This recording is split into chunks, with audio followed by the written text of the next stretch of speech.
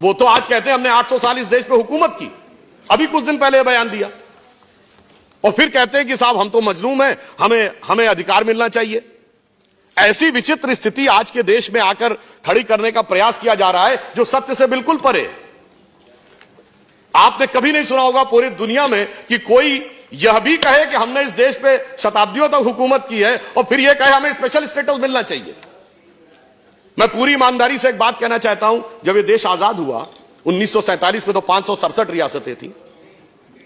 यह बताइए आज हम माइनॉरिटी की बात करते हैं, देश की सबसे अधिक पढ़ी लिखी कम्युनिटी कौन है? पारसी, 0.1% की माइनॉरिटी है। सबसे प्रॉस्परस कम्युनिटी कौन है? जैन, 1% की माइनॉरिटी है।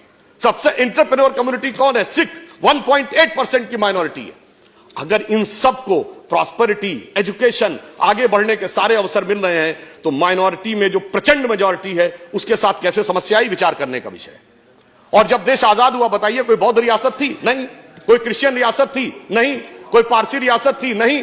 एक महाराजा पटियाला को छोड़ दे तो सिख रियासतें भी नहीं थी, मगर लाइन लगा के मुस्लिम रियासतें थी। नवाब पटौदी, नवाब रामपुर, नवाब भोपाल, नवाब लखनऊ, हैदराबाद निजाम, जूनागढ़ के नवाब। फिर ऐसे हालात क्यों हो गए कि आज बाकी सब पढ़ाई लिखाई में आगे और बाकी सारी चीजों में आगे और एक ही वर्ग पीछे होता चला गया? मुझे लगता है इसमें दोष इसका भी है कि जो सियासत की गई ना, अदावत की और मोहब्बत की।